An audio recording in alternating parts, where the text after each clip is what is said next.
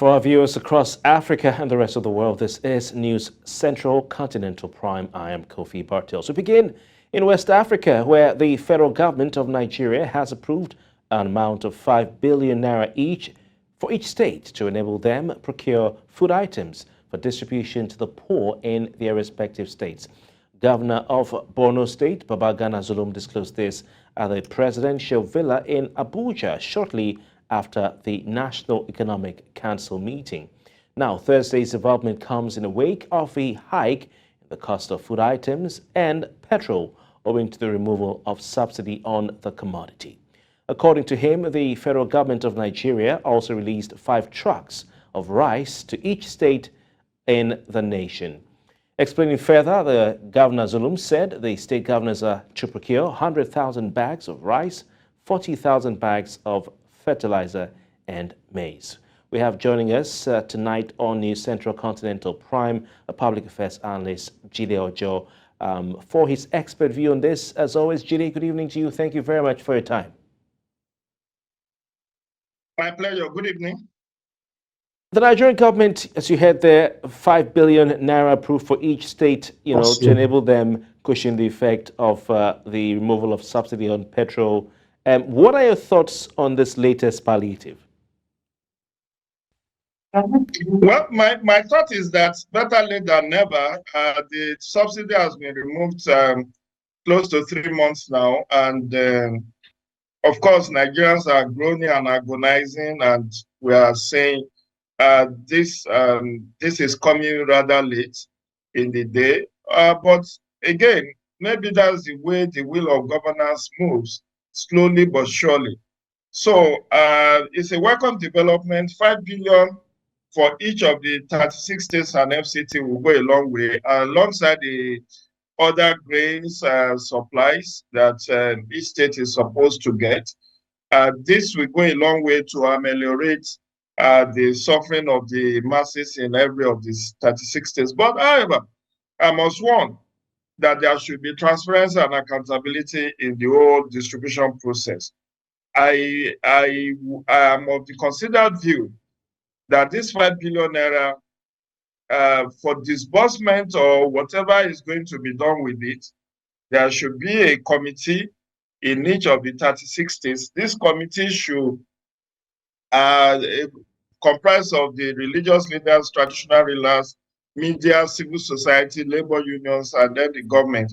And within 2 weeks, let them come out with what they feel are the priority things that they can do with that 5 billion naira, as well as how the grains that will be that are being supplied to the states, how they are going to be shared. Perhaps here you also need the support of the market men and women leaders, so that there will be fairness, equity, and justice in the whole distribution process. Very interesting. Will you say this decision is coming a bit late? You talked about how long it has been since the subsidy was removed, or as the president said, subsidy is gone. Hardships, citizens have gone through a lot of hardship in recent times, owing to the fuel subsidy. So is this a bit too little, too late? It's late. It's late in the day, but never be. You can't say it's too late. Again, you realize that the president has been running with that cabinet for close to 80 days now. The cabinet has just been given portfolio, and they will be inaugurated. There's a news report that they will be inaugurated on Monday. So these are the people that will have expedited the implementation of these economic relief packages. But as it were now, the president has barely been working with permanent secretaries, as well as about 12 or 14 special advisors that he appointed in the first month of his inauguration. So one has to consider that, yes, things have not moved the way it should, but this will take off the steam, the restiveness of the Nigeria Labour Congress and then the masses. Recall that after that warning protest that the labor unions called, they said they are giving government some time to come up with all the necessary palliatives. And if within 2 weeks of that discussion with the president, we are hearing this good news. It's better late than never, but I'm more concerned about transparency and accountability. Recall that during the COVID-19, the relief packages that was meant to be shared out during the COVID-19, many people did not get. And we had a situation where there were opacity in the process, there were alleged corruption in the process. So this 5 billion should not just be disbursed by the governor. There should be a small committee in place who will meet within 2 weeks, come up with laundry list of what is expected or what can be done with this 5 billion that will impact the lives of ordinary citizens across the local government areas in the states, as well as how the grains will be distributed when they receive Mr. Ojo, very interesting points. You've talked about the modalities that need to be put in place to ensure, this gets to the people that matter. When it comes to government policy, like we say, in this country, there is always a difference between approval and implementation. So I'll ask you a two-pronged question. How soon do you think this approval will be implemented? That's number one. Number two, we know some of what happened to the bailout funds that the former president Muhammadu Buhari released to state governors to pay civil servants they couldn't afford to pay. We know some of the governors who are alleged to have used the money for other things. I don't want to say they pocketed the money. So are you confident that these monies given out to the states will find their way to those who matter? Those two questions in one. That's why I've repeatedly said there should be a committee in place. The governor should just not use their discretion on how to disburse this money. There should be a committee in place, a small committee made up of traditional ruler, leaders of thought, the media, civil society, labor unions, market men and women, and then the people in government, so that this whole disbursement program can be monitored and we could see that there is best use of these funds. Because like you rightly pointed out, 2015, 2016, many of the governors under Buhari received a lot of billions in bailout funds. Yes, workers' salaries was still not paid in some states. The allegations of diversion, about misappropriation and all of that. So in order to prevent a recurrence of what happened under that regime, as well as what happened under the COVID-19 economic relief packages, there should be better accountability and transparency in the way this is disbursed. But in terms of timing, I think this should be done since yesterday, which then means that there is no time on our hands.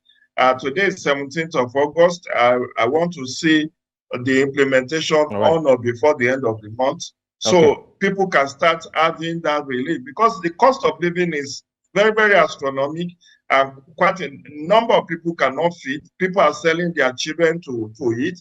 People are selling off their property to be able to eat. And this is how we can best change that scenario. When people have food to eat, their anger is mellowed. Okay, we have to take the last question, Jide Ojo. I'm so sorry to interrupt you there, but it remains to be seen how exactly this money is going to be shared amongst the poor in every state of the federation. If every state is being given the same amount of money, some states have more poor people than other states. So what was a benchmark for that? So on and so forth. But Jide Ojo, does this decision put an end to the rumors that the government is considering, a temporary subsidy of sorts? Should we forget about that, looking at what we've seen approved today, 5 billion naira to each state? But for me, you see, there's no way you will not have subsidy. Subsidy comes in different shades and forms. As you read in the Babagana to this discussion, even the giving out of fertilizers and farming implements to farmers is a form of subsidy. So even this 5 billion is a form of subsidy. What is gone is a subsidy on PMS, particularly petrol. And even that, we have come to realize that with government saying that there will be no price increase on petrol, there will still be a form of subsidy. It's just that it may not be in the magnitude that the government was doing before the May 29. Because if the price of dollar is as high as about now around 50 to $1, and you have to pay for importation of fuel in foreign currencies, and the landing cost is well above the amount that is the price the petrol is being sold in Nigeria, then somebody is taking off that differentials.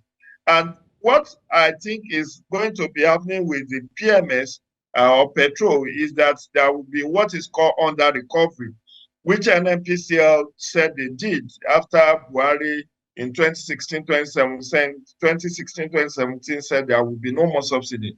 But for 2 years, NNPC was paying subsidy through what they call under recovery. So we should not deceive ourselves that there is no more subsidy. Subsidy can be in different shades and forms. And farming implements, giving people conditional cash transfer is a form of subsidizing their cost of living. So we must make that very clear. However, eternal vigilance is the price of liberty. We just need to keep an eye on how the whole disbursement process will be done so that this does not become a partisan issue. We don't have a scenario where only political party in power, members of that party in power gets to benefit. So I think that's more important for me. Yeah, Jide Ojo, thank you so much. I mean, some have already talked of some local governments in Lagos State asking those who are going for the Lagos State government's distribution of food packs to pay some amount of money. We hope that we don't see any truth to that. Thank you so much for your time, Jide Ojo. We appreciate you giving us your time and expert opinion as always. My pleasure.